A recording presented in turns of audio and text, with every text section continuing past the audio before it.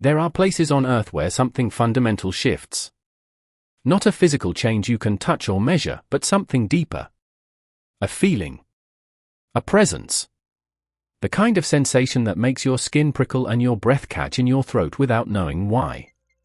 These places exist everywhere, in the old forests where the canopy is so dense that daylight never quite reaches the forest floor, where the trees seem older than civilization itself and grow so close together that sunlight becomes a distant memory. On remote hillsides wrapped in perpetual mist, where massive stones rise from the earth like the spines of sleeping giants, stones so ancient that no living person can remember who placed them there or why. At the edges of windswept moors at dusk, when the fading light plays tricks on your eyes and the wind through the heather sounds almost like whispered voices calling a name you almost recognize but can never quite grasp. The Celtic peoples called these places thin places. Not because of any physical property of the landscape, but because in these locations, the boundary between the world we know and something else, something vast, old, and fundamentally different, felt almost permeable. As if you could reach out and touch the fabric separating two realities and find it paper thin. Gossamer thin. Fragile as a spider's web caught between worlds. But here's what most people don't understand about these thin places. They weren't haunted by ghosts. They weren't populated by cute little nature spirits wearing flower crowns and dancing under moonlight.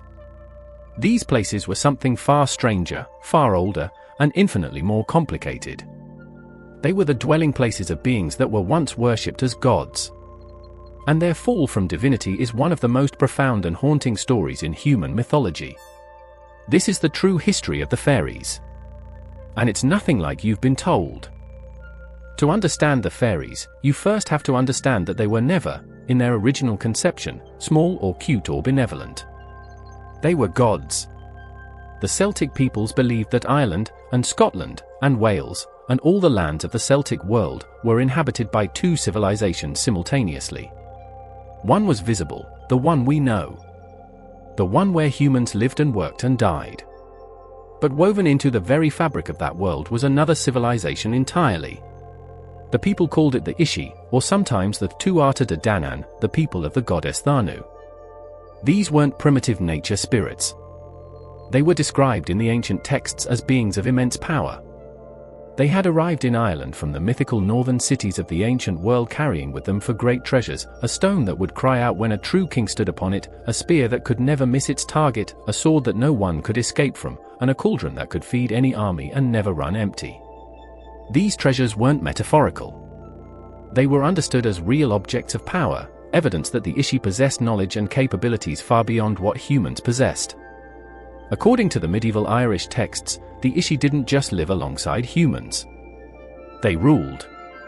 They had their own kings, their own political structures, their own laws.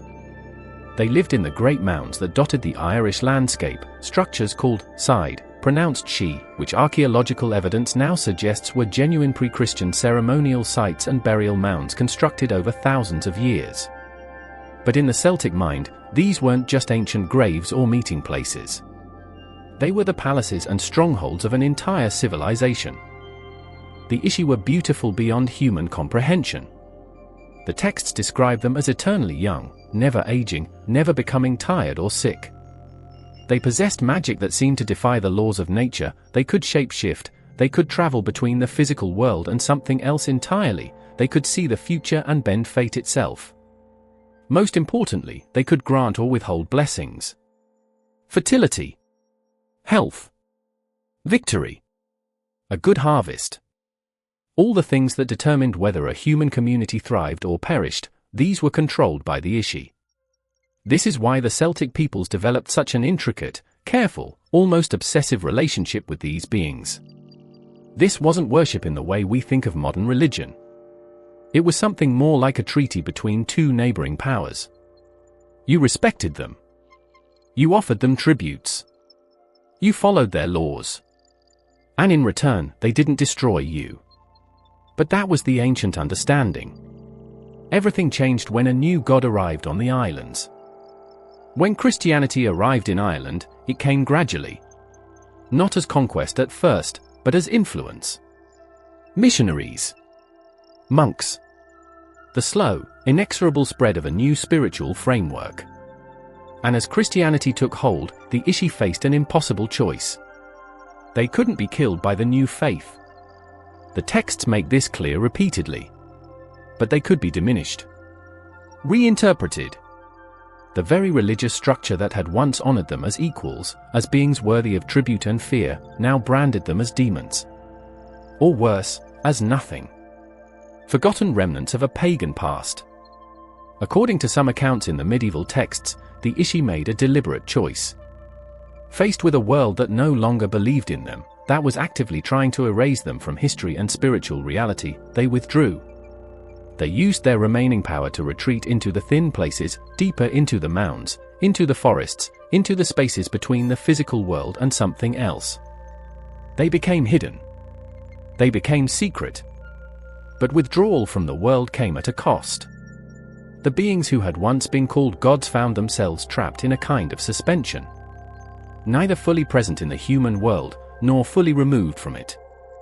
Existing in a perpetual twilight. Still powerful, still capable of affecting human affairs, but cut off from the open worship and fear that had sustained them. Cut off from the acknowledgement of their true nature. This is the moment of their transformation. From gods to what we now call fairies. Not a gentle descent into myth, but a tragic diminishment. A forced exile into the margins of reality. And as centuries passed, as the memory of what they truly were faded, a new mythology grew up around them. The stories changed. They went from being described as majestic and terrible to being depicted as small, mischievous, capricious. The ancient texts speak of the Tuatha Dé Danann with respect and fear. By the medieval period, the stories tell of fairies with more affection, more whimsy, more distance. It's as if humanity itself was forgetting what these beings were, and in forgetting, was creating a version of them that was less threatening. Less complicated. Less real. But the beings themselves never forgot. And some of the old stories still contain echoes of their true nature, if you know where to listen. Once the Ishi had retreated into the hidden world, the ancient texts and folklore began to describe them as organized into two great factions. Each had its own character, its own laws, its own relationship with humanity. The first was called the Seelie Court, the blessed or fortunate court. These were the fairies who were said to be capable of blessing humans, of helping them, of bestowing gifts. But and this is crucial, the help of the Seelie Court came with conditions. Nothing was ever given freely. Every gift came with an invisible price, an obligation, a debt that might not be called due for years or even generations.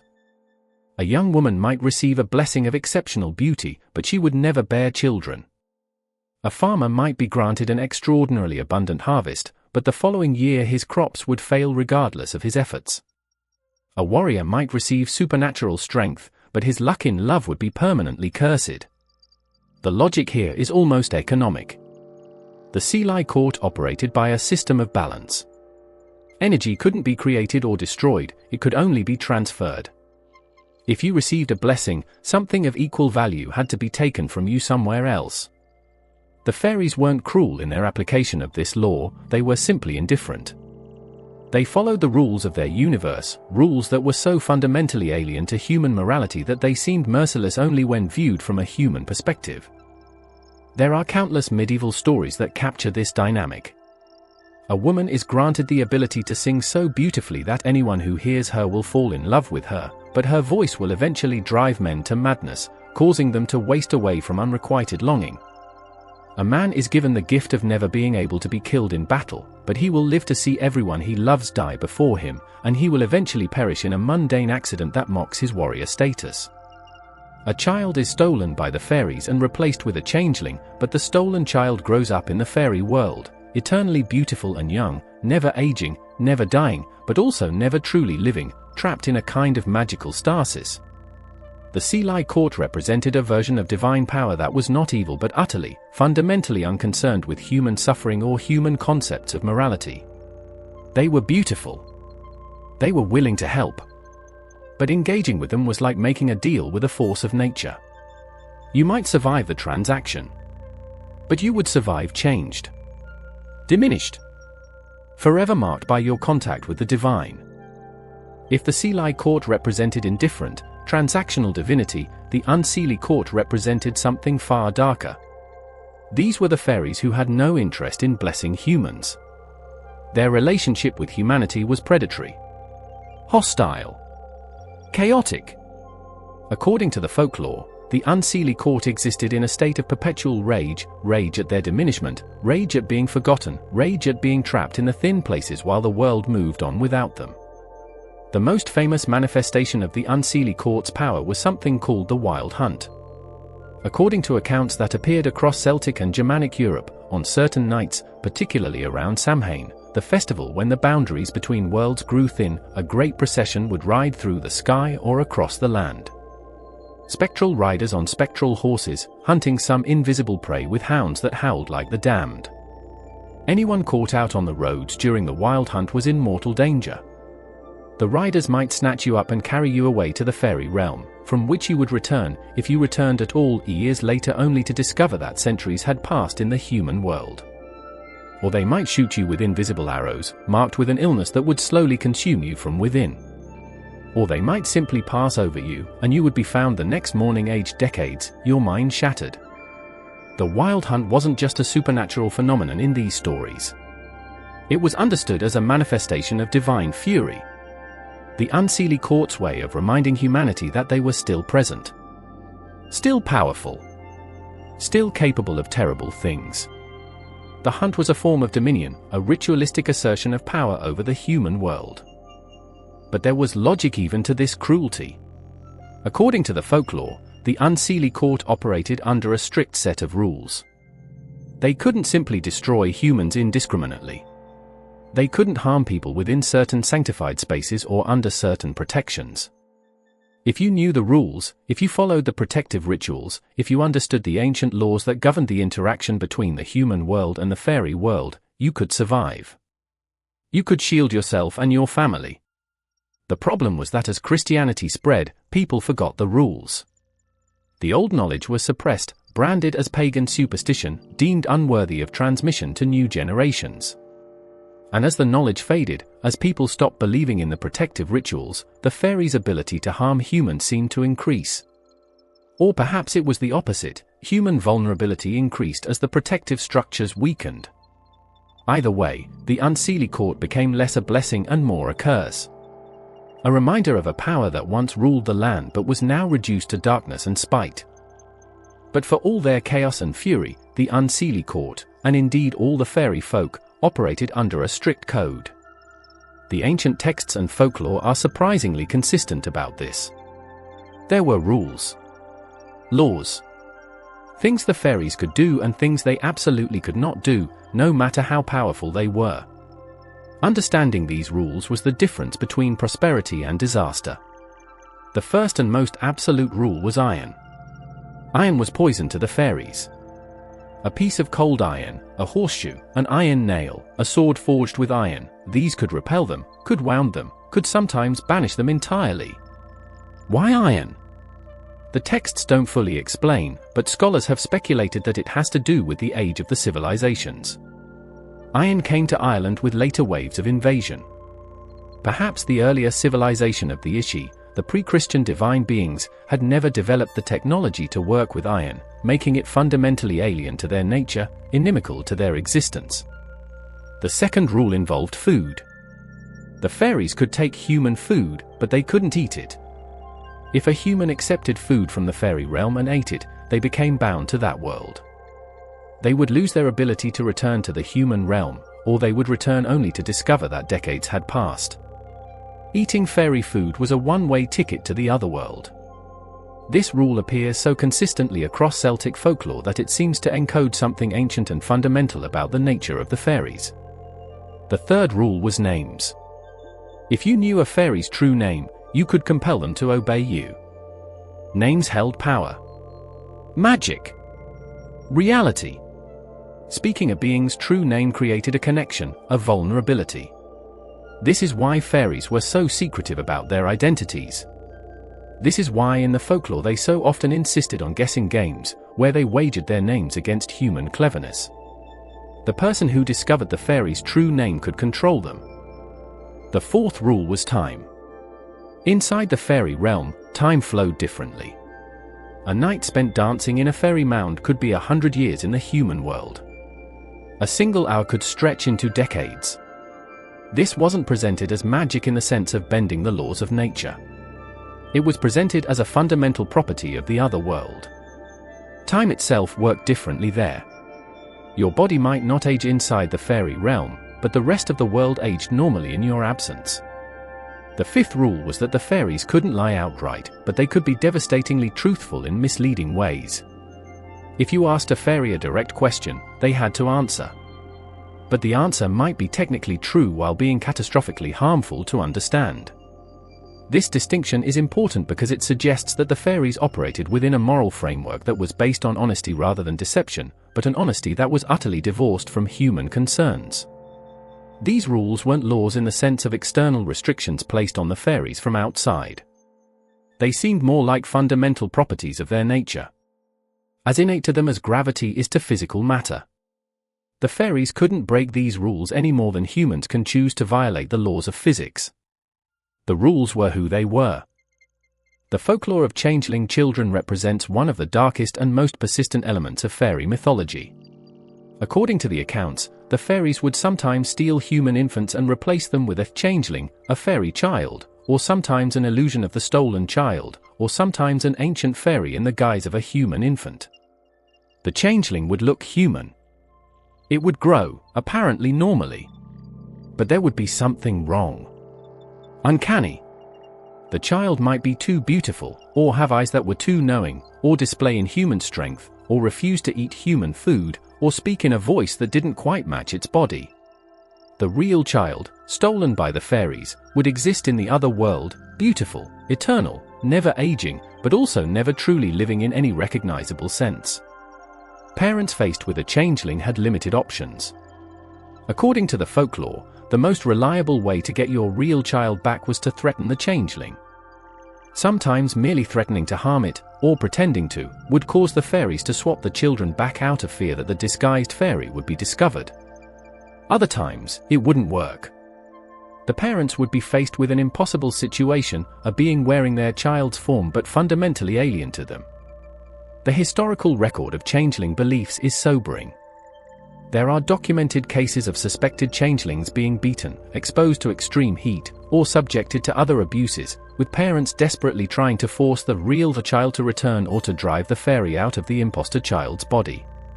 The church eventually began to issue stern warnings against harming suspected changelings, recognizing that real human children, and real human infants, in particular, were being abused in the name of fairy folklore. But there's an even darker element to these stories. One that appears repeatedly in the folklore and that raises profound questions about what these stories were actually encoding. In a number of accounts, particularly in Ireland, that fairy stealing happened in very specific circumstances. When a child was born with an unusual appearance, a disability, a deformity, an unusual coloring, or unusual behavior. The folklore provided a framework for understanding these children as non-human, as fairies masquerading as human.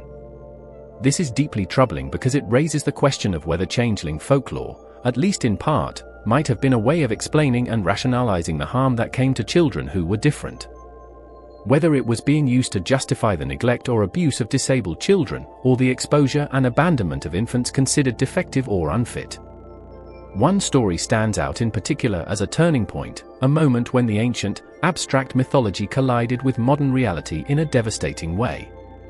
Her name was Bridget Clearary. She lived in Ireland in 1894.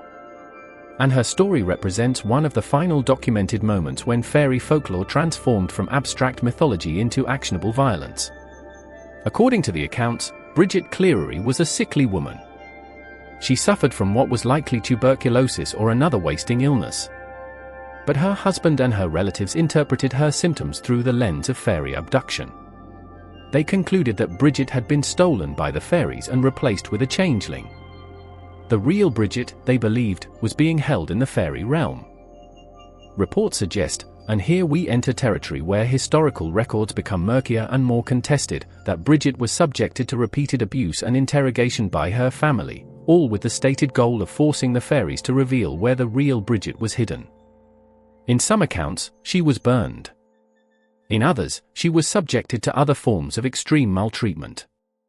The exact details vary depending on the source, but the basic outline is consistent: a sick woman was harmed by people who believed she was a fairy. Bridget Clearary died. When her body was examined after her death, the evidence of trauma and abuse was undeniable.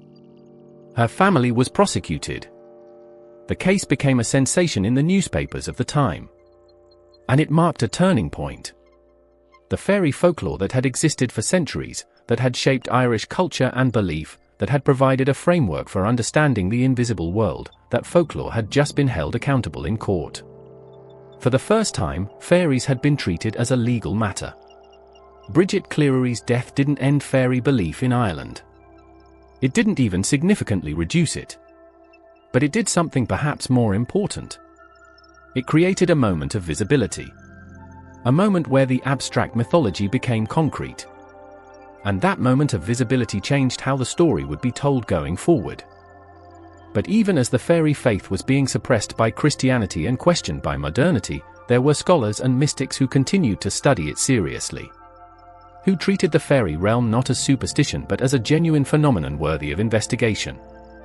One of the most remarkable of these figures was Robert Kirk, a Scottish minister who lived in the 17th century. Kirk was educated, intelligent, and deeply versed in classical learning. He spoke multiple languages. He had access to ancient texts.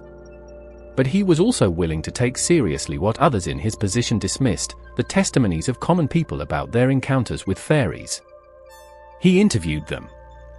He documented their experiences. He tried to create a coherent framework for understanding what the fairy realm actually was. Kirk's most famous work was called The Secret Commonwealth. In this text, Kirk argued that the fairy realm wasn't metaphorical or superstitious nonsense. It was a genuine realm, parallel to our own, populated by actual beings with their own society, their own laws, their own way of existing. Kirk was careful to frame his argument in terms that wouldn't get him branded as a heretic. He suggested that fairies might be angels or spirits, intermediary beings between humans and God. But the core of his argument was radical for the time. He was saying, these experiences are real. These beings exist. This is not superstition. Kirk paid a price for his openness to the fairy realm. According to accounts that began circulating after his death, Kirk himself became entangled with the fairies. He died in mysterious circumstances. And after his death, reports emerged that his ghost had appeared to a colleague, revealing secrets about the fairy realm and dictating additional material that Kirk wanted to have recorded. Whether or not these stories are literally true, they represent something important. Kirk represented a moment of vulnerability for the emerging modern worldview. Here was an educated man, a man of the cloth, someone who had every reason to dismiss fairy folklore as primitive superstition. And yet he couldn't. His investigation of the phenomenon had convinced him that something real was happening. Something that couldn't be easily explained away. Kirk's work was eventually suppressed. The church didn't appreciate his openness to the fairy realm. His manuscripts were locked away, kept from public view for centuries. But they survived. They were eventually rediscovered. And they remain one of the most serious and thoughtful attempts by an educated person to make sense of the fairy phenomenon. As the modern era arrived, as electricity replaced candles and trains replaced horses, as the worldview of science began to dominate educated culture, something remarkable happened. The fairies didn't disappear. Instead, they were transformed. They were made safe, cute, commercialized. The Victorians were fascinated by fairies. But they couldn't accept the frightening elements of the folklore. The changeling stealing. The wild hunt. The dangerous transactions with the Seelie court. So they began to reimagine fairies as something gentler, smaller, more whimsical. They created a version of fairies that was fundamentally at odds with centuries of folklore. Artists began painting delicate, feminine fairy figures with translucent wings. Writers created stories where fairies were mischievous but essentially harmless. Fairy tales, stories that had once carried genuine warnings about the dangers of the unseen world, were repackaged as children's entertainment. The deep, terrifying knowledge that the fairies represented was gradually replaced by a cute, commercialized version that could be safely enjoyed by Victorian ladies in their drawing rooms. This process accelerated with the case of the Cottingley fairies in 1917. Two young girls in a small English village produced photographs that purported to show them posing with tiny, delicate fairies. The photographs were taken seriously by prominent spiritualists of the time, including Arthur Conan Doyle, the creator of Sherlock Holmes.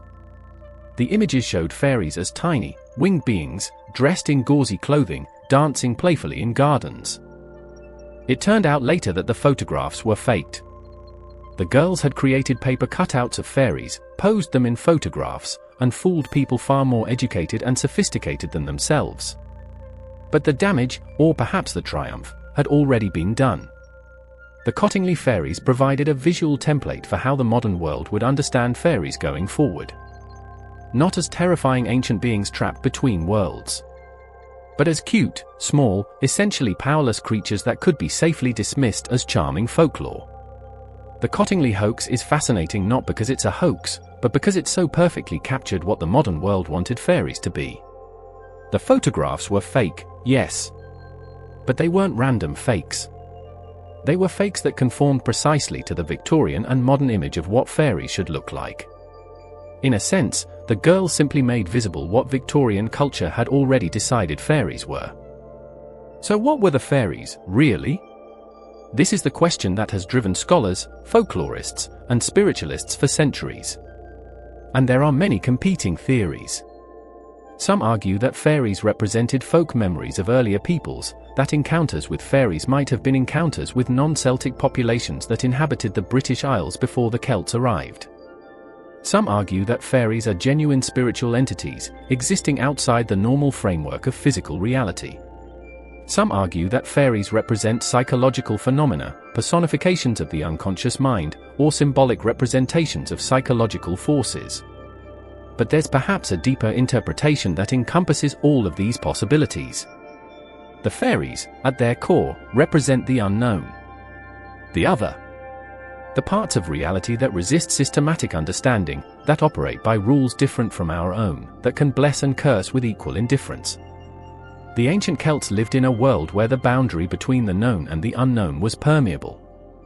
Where the invisible was as real as the visible. Where it was possible, even necessary, to negotiate with forces beyond human control. The world was populated by powers that were neither purely good nor purely evil, but entirely alien. Indifferent to human concepts of morality.